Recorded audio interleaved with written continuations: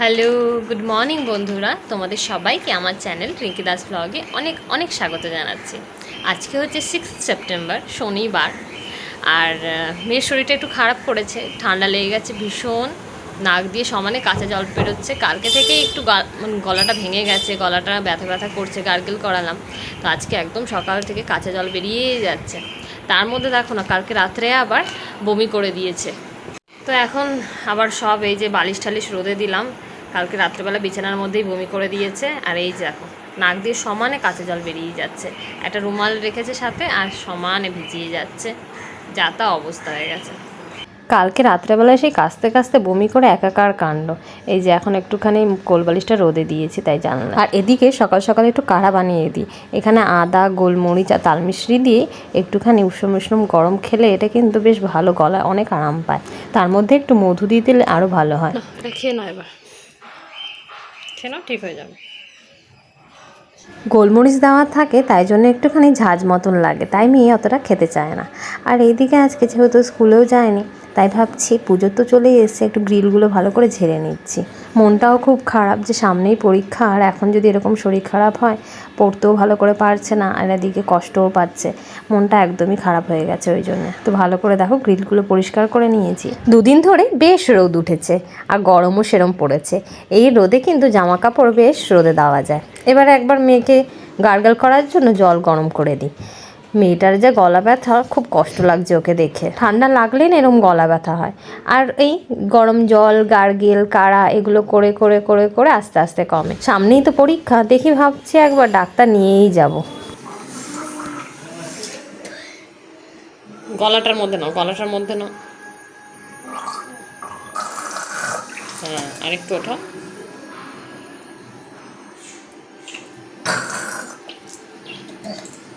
Gargle করানো complete. এবার রসুন তেল গরম করে নিয়েছি, ভালো করে বুকে ঘষে স্নান করিয়ে দেবো বেলাবেলি থাকতেই।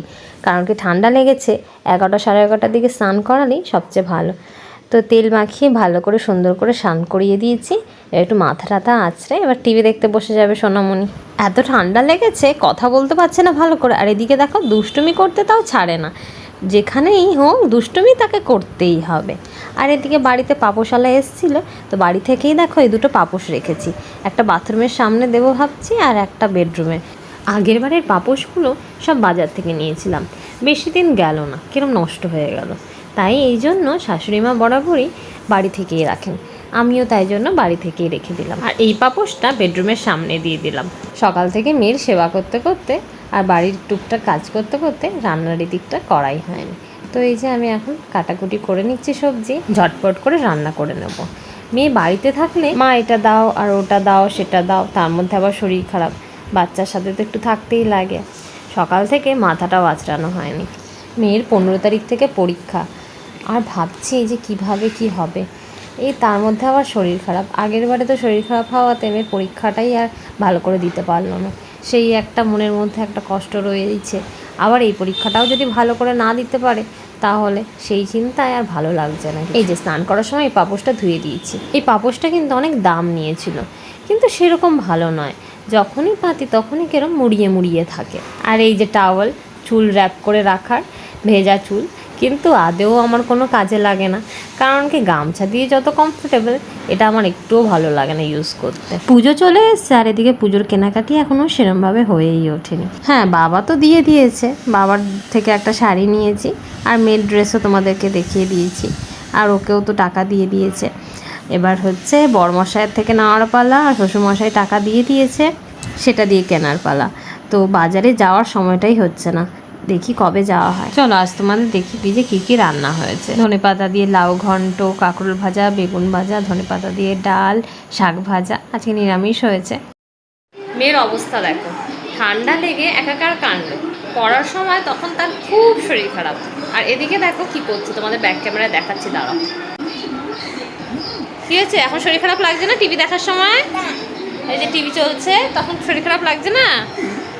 না, ও আচ্ছা, পড়ার সময় শরীর খারাপ লাগে তাই তো, দুষ্টুমি তো। আমাদের তো আজকে নিরামিষ রান্না হয়েছে, শনিবার বলে ওই জন্যে না, এমনি হলো, সপ্তাহে যে কোনো দিন একটা নিরামিষ খেলেই হয়, আমরা বার অতটা মানি না। তো আজকে নিরামিষ হয়েছে, কিন্তু মেয়ে তো নিরামিষ খাবে না, তাই ওর জন্য একটা ডিম ভেজে নিই। মেয়ে আবার পেঁয়াজ লঙ্কা এগুলো দিয়ে ডিম খায় না, ও নর্মাল ডিম ভাজা খায়। তো বড়মশাইও বললো যে আমাকেও একটা ডিম ভেজে দাও। মেয়েকে প্লেন ডিম ভেজে দিয়েছি, বড়মশাইকেও একটা ভেজে দিয়েছি লঙ্কা আর পেঁয়াজ দিয়ে। আর দেখো আমিও একটা ডিম ভেজে নিচ্ছি লঙ্কা পেঁয়াজ দিয়ে। মাঝে মাঝে কিন্তু এরমও খুব ভাল লাগে, গরম গরম ডিম ভাজা, ভাত, ডাল আর নিরামিষ তরকারি আমার কিন্তু বেশ পছন্দের খাওয়া। তোমাদের কার কার এরম ডিম ভাজা ভাত ভালো লাগে অবশ্যই কমেন্ট করে জানাবে। ঠিক হয়ে গেছে? এই যে দুপুরবেলা তো মেয়ে খাইয়ে দাইয়ে ঘুম পাড়িয়েছি, আর ব্যাস আবার বমি। শরীরটা অনেকটাই খারাপ হয়ে গেছে। তো এখন এই যে নিয়ে যাব ডাক্তারখানায়। ডাক্তারখানায় যাতে দেখো কত সেজে গুজে। মাকে বলছে এই ক্লিপটা লাগিয়ে দাও, সেই ক্লিপটা লাগিয়ে দাও। ডাক্তারখানায় যায় মেয়ে সাজু গুজু করে ডাক্তারখানায় যাচ্ছে, দেখি একটু দেখা। দেখো কিরম দুষ্টু দৌড়ে পালিয়ে গেছে। তো চলো তাড়াতাড়ি করে বেরিয়ে পড়ি। এই দেখো ডাক্তারখানায় এসে আমিও মেয়ের সাথে কিন্তু একটু ওয়েট মেশিনে ওয়েট করে নিচ্ছি কত হয়েছে। আর এই যে মেয়ে এখানে করে নিচ্ছে। তো আমরা তিনজনে এখন বসে আছি। ঠান্ডা লাগা, নাক দিয়ে কাঁচা জল পড়া, সর্দি কাশি হলে কিন্তু আমি হোমিওপ্যাথি ডক্টরই দেখাই। তাতে আমার মনে হয় ওদের কোনো রকমের সাইড এফেক্ট হয় না। আর এমনিতেই সব বাচ্চাদেরই ঠান্ডা লাগা তো লেগেই থাকে, তাই বারবার করে এলোপ্যাথি না খাইয়ে হোমিওপ্যাথি খাওয়ানোটা কিন্তু অনেকটাই ভালো আমার মনে হয়। আর আমার মেয়ের হোমিওপ্যাথি কিন্তু ভালোই স্যুট করে। ডাক্তার দেখিয়ে ঠেকিয়ে বাড়ি চলে এসেছি। আর দেখো অনেক রকমের ওষুধ দিয়েছে, সামান্য একটু বুকে কফ জমেছে বলেছে। এগুলো শুনে চলো, এসি বাইরে থেকে এসে চালানো হবে না, বুঝেছো? হ্যাঁ গরম হলে।